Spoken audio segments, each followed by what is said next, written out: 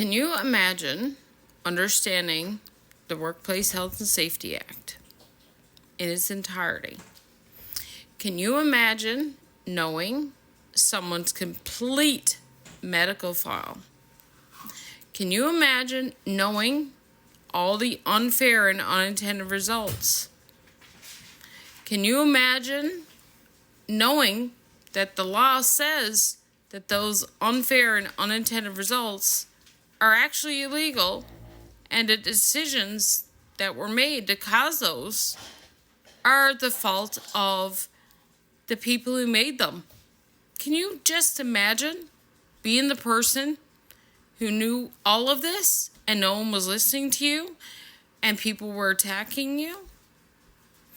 Well, here's a letter that we received on May the 5th of 2023. And every single letter that we have in our possession has something wrong with it. Every single one of them has something wrong with it. There is not one that I have seen where they have not either lied, misinterpreted, or misrepresented the WHSC Act. They haven't made a decision based on actual medical information at all. They've cherry-picked either the act or the medical information used. They have denied things because they haven't collected all the facts that surrounded it, and it caused unfair and unintended results for the whole family, which you're not allowed to do. And here's an example. On May the 5th of 2023, we had a letter from Charmaine Janes. And the letter said that she needed information to proceed with the adjudication of your claim. Now, we didn't actually claim anything. Dustin did not claim anything. He provided medical information, factual medical information. That's not a claim, that is a fact. What does someone adjudicate on when there's factual information sent to them? Please tell me that. Okay? Based on the information that they were provided, there was a loss of earnings, a loss of earning capacity, actually, and it was a permanent one. And based on the permanency and the extensive loss of earning capacity of the information that they received on that date, they were actually supposed to provide Dustin with an estimated loss of earning capacity. They were supposed to provide him with financial information. Yet in this letter, Charmaine is asking him for specific information to base their calculations on. That wasn't the case. Before they could calculate anything, Dustin was supposed to be provided this estimated loss of earning capacity. She didn't provide it. Melissa Burry didn't provide it. Melissa Burry actually decided that there was a reoccurrence. And around this time, I think Charmaine Janes actually understood that there was actually no medical. So she didn't actually talk in this here about a reoccurrence at all, because she knew that there was no medical support to back up that recurrence. She just said that she needed it to proceed with the adjudication of the claim. So what she means by that, I really have no idea.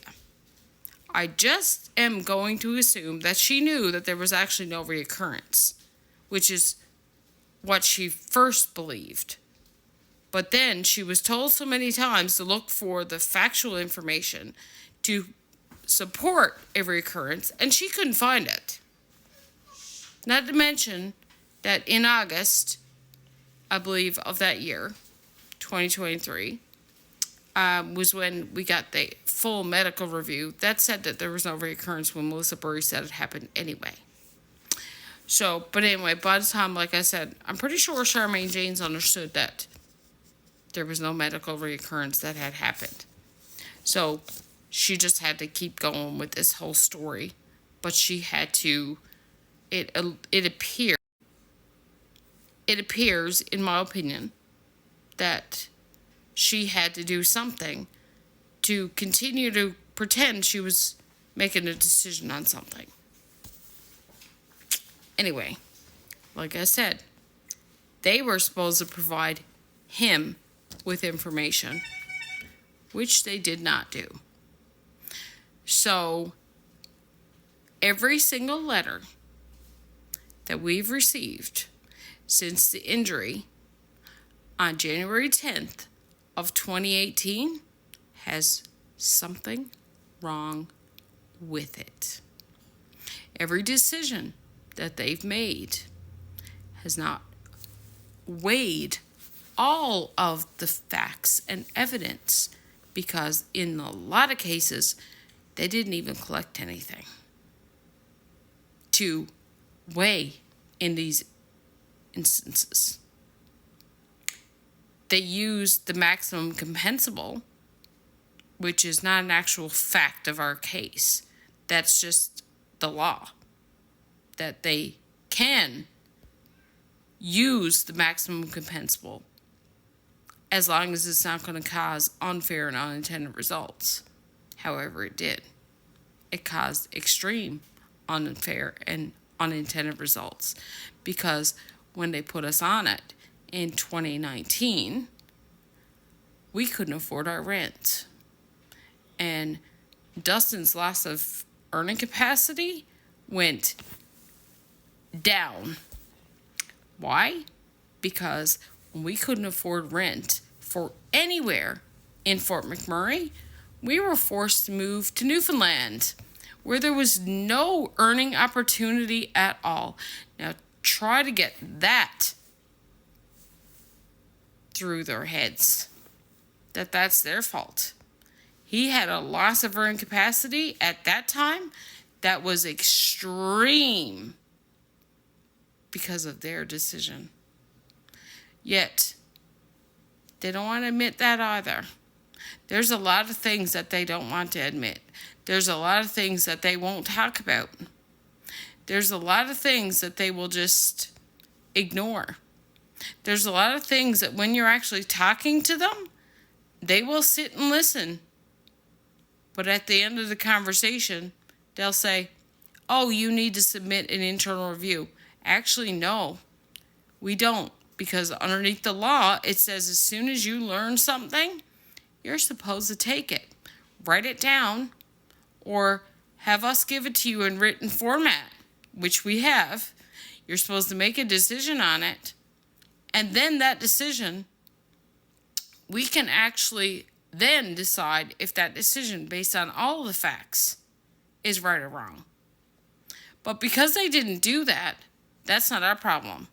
That is Human Resources' problem. But yet, when we reached out to Human Resources, well, you all know what Sonia Stanford had to say if you watched the video that I had recorded of the conversation I had with her when I tried to put in a formal complaint about Charmaine Janes. She wasn't hearing it. So who can you talk to sensibly about all the circumstances and have a fair and equitable decision made on your case, on your file, on the facts, that don't always have to follow strict legal precedent as Section 20-4 states? Who in that whole entire employee list can you talk to? Because we haven't found one.